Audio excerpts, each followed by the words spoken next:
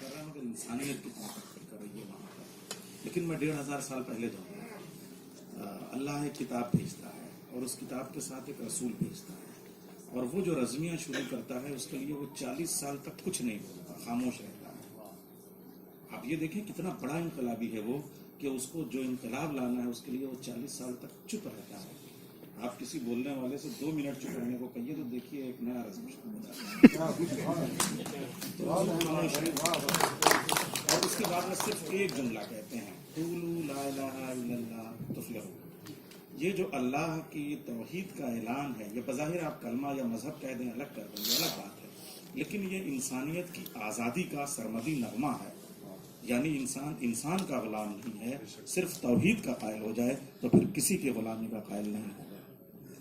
اب اس کے لیے وہ 13 سال تک مکے میں ان کے ساتھ جو سلوک ہوتا ہے وہ سب آپ کے سامنے ہے, مگر نبی کریم نے کوئی جنگ نہیں کی, کوئی لڑائی نہیں کی. صرف ایک تھپڑ ملتا ہے حضرت حمزہ کا ابو سفیان کے رخسار پہ. یہ میں پوری مستند تاریخ, تھوڑا بہت تاریخ کا طالب علم ہوں میں, لیکن حضرت سمیہ کی شہادت ہو جاتی ہے اور حضرت یاسر کی شہادت ہو جاتی ہے. ان کے ساتھ جو سلوک ہوتا ہے, وہ چاہتے تھے تو خود بھی مقابلہ کر سکتے تھے, چاہتے تھے نبی کریم تو قریش کو لے سکتے تھے, بنو ہاشم کو لے سکتے تھے, متحدہ محاذ بنا سکتے تھے, مگر میرے نبی کریم نے کوئی جنگ نہیں کی. اور اس کے بعد میں ایک بڑا پہلو یہ ہے کہ وہ مدینہ خود سے نہیں جاتے, مگر مدینے کے لوگ انہیں بلاتے ہیں, اور جب وہاں جاتے ہیں تو پھر آخر وہ کون سا اسباب ایسے پیدا ہو جاتے ہیں کہ جو نبی کبھی قل لہم قولا کریما کی جو بات کرنے والا ہو, ولا ترفعوا جو اپنی آواز کو آہستہ گفتگو کرنے کے لیے بات کرتا ہو, اس کے ہاں چھوٹی بڑی 81-82 جنگیں اور سرایاں ہوتی ہیں. مگر اب جو دور جاہلیت کی جنگیں ہیں, وہاں سے جو بدر کی جنگ ہے وہ بالکل مختلف ہو جاتی ہے. نسلاً بعد نسل نے ایک نظام رکھا تھا, مگر حضور کی آنکھیں بند کرنے کے 50 سال کے اندر واقعہ کربلا رونما ہو جاتا ہے. اب امام حسین کے سامنے وہ سارا نظام اور وہ سارا نصاب موجود ہے کہ جس کی روشنی میں وہ اپنے رجز کے شعر پیش کرتے ہیں. اس لیے یہ کربلا کا رجز دور جاہلیت کے رجز سے بالکل الگ ہے. اب ان کا رجز وہ خطبے اب 2 حصے میں ہیں. ان کے رجز میدان جنگ پہ ہے. میں کربلا کے آپ کو 3 خطبے ان کے رجز کی شکل میں پیش کرتا ہوں, بلکہ 4 اگر رات کا آپ یہ دیکھ لیں. ایک طویل پوز دیتے ہیں امام حسین اپنے اصحاب کے بیچ میں اور کہتے ہیں کہ اگر تم چاہتے ہو کہ سب جان دے دو تو میری جان نہیں بچے گی, تم چلے جاؤ, میں ہر چیز کا وعدہ کرتا ہوں, کسی سے شکوہ شکایت نہیں کروں گا, تمہارے سر کٹا دینے سے بھی میری جان نہیں بچے گی. اب کہتے ہیں علی اکبر چراغ بجھا دو, اس لیے اگر کوئی فیس نہ کر سکے تو رات کے اندھیرے میں چلا جائے. یہ ایک خطبہ. صبح کو نماز صبح ہوتی ہے جماعت کے ساتھ, اور پھر سجدے میں سر جھکانے کے بعد اٹھتے ہیں اور خطبہ دیتے ہیں. اس کا ایک جملہ, پالنے والے جس نے تجھے پا لیا اس نے کیا کھویا, جس نے تجھے کھو دیا اس نے کیا پایا. یہ دوسرا خطبہ ہے. یہ بھی سب رجز کے حصے ہیں, میں ان کو سمجھتا ہوں. یہ نثر میں ہے, اور اس کے بعد جو نظم کے شعر ہیں وہ اسی روشنی میں ہیں. اور پھر ایک ناکہ منگاتے ہیں اور اونٹ کی پیٹھ پہ بیٹھ کے مقتل میں جا کے کہتے ہیں کہ یہ بتاؤ, میں نے تم میں سے کسی کا قرضہ کھایا ہے, میں نے تم میں سے کسی کے ساتھ زیادتی کی ہے, کسی کا کوئی امانت تھی جو میں نے نہیں پہنچائی ہے, اور یہ بتاؤ کہ کیا میری کوئی خطا ہے. سب خاموش ہو جاتے ہیں, واپس آ جاتے ہیں. اب پھر ایک چوتھا خطبہ مقتل میں جا کے گھوڑے کی پیٹھ پہ کہتے ہیں کہ کیا یہ امامہ محمد مصطفیٰ کا نہیں ہے. دور جاہلیت کی جنگوں میں جو رجز ہے اس میں آمنے سامنے للکار ہے, مبارز طلبی ہے, اور اپنے آپ کو بالا ثابت کرنا ہے, طاقتور ثابت کرنا ہے, اور وہ تمام چیزیں ہوتی ہیں جس سے دشمن کو مغلوب کیا جا سکتا ہے. لیکن بدر کے بعد کے جتنے رجز ہوتے ہیں ان رجز میں لہجہ بدل جاتا ہے, اس لیے کہ اب معاملہ حضور کی اس سیرت کا ہے. پہلا جو تیور ہوتا ہے وہ یہ کہ جنگ بدر میں عتبہ, شیبہ اور ولید یہ 3 سامنے للکار سے ادھر ہی سے آتے ہیں, اور اس کے بعد میں کہتے ہیں 3 کو بھیجو. 3 انصار کہتے ہیں ہمارے ہوتے ہوئے آپ نہیں جائیں گے. انصار جاتے ہیں اور وہاں سے آواز آتی ہے کہ آپ کسی خاندانی کو بھیجیں. تو پھر 3 نسلوں کے طور پہ حضرت حمزہ, حضرت عبیدہ اور حضرت علی جاتے ہیں, اور پھر یہیں سے تاریخ کا جو رجز کا انداز ہے وہ بدلنا شروع ہو جاتا ہے, اور پھر وہ رجز آپ کے سامنے ہے. پھر وہ رجز آتے آتے کربلا میں جب آتا ہے تو امام حسین کے سامنے ابھی تک جو بات ہو رہی ہے, اور کلیم الدین احمد سے لے کے انتظار حسین تک, اور انتظار حسین سے لے کے پروفیسر علی احمد فاطمی کے خطبے تک جو کسک پیدا ہو رہی ہے وہ یہ کہ جو مرثی ہیں اس میں رجز کی شان نہیں آتی ہے. پہلی بات تو ہر جنگ کے تقاضے الگ ہیں, آپ کو وہ شان وہاں ڈھونڈنی ہی نہیں چاہیے.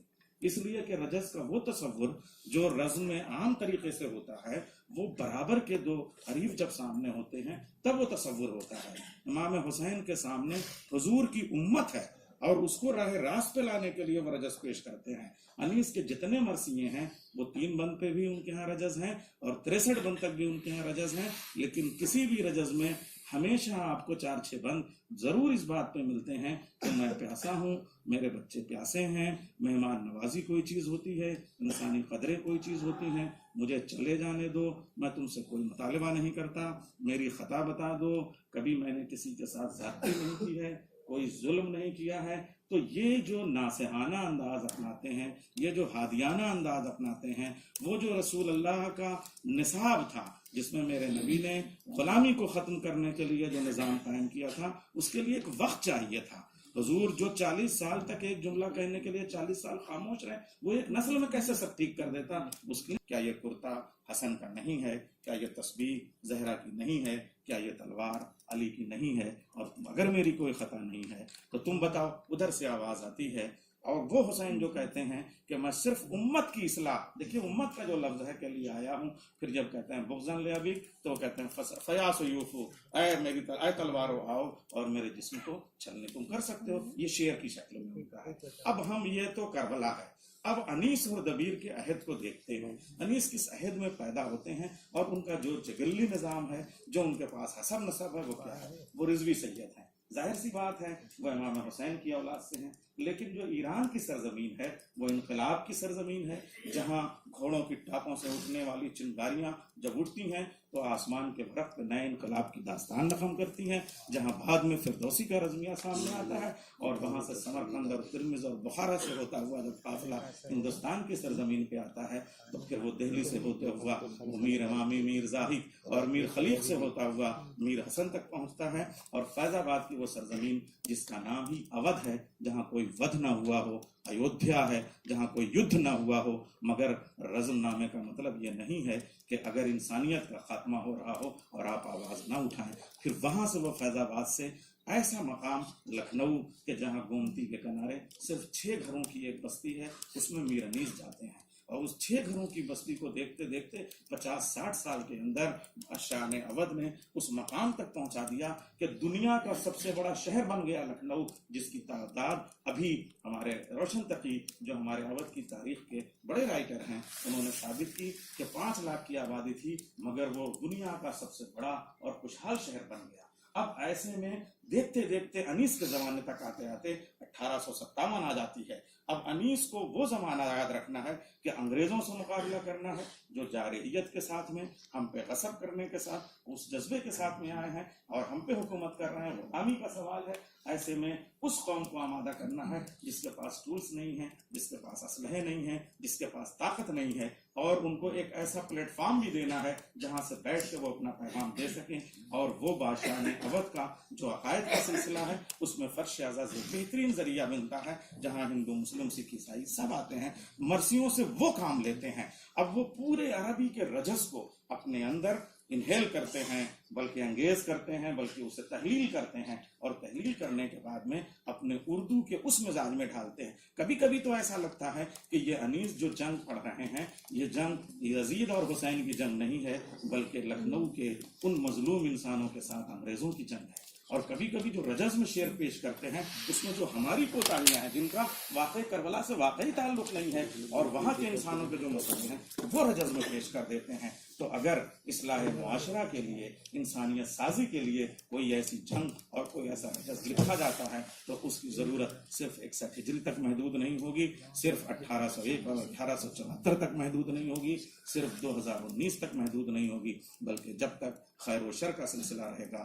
تب تک ہمیں یہ رجز روشنی دیتے رہیں گے. ایک بند ضرور جاتے جاتے میں پڑھ دوں. لڑتے تھے مگر غیظ سے رحمت تھی زیادہ, شفقت بھی نہ کم تھی جو شجاعت تھی زیادہ, بیٹوں سے غلاموں کی محبت تھی زیادہ, نانا کی طرح خاطر امت تھی زیادہ, تلوار نہ ماری جسے منہ موڑتے دیکھا, آنسو بھی نکل آئے جو دم توڑتے دیکھا.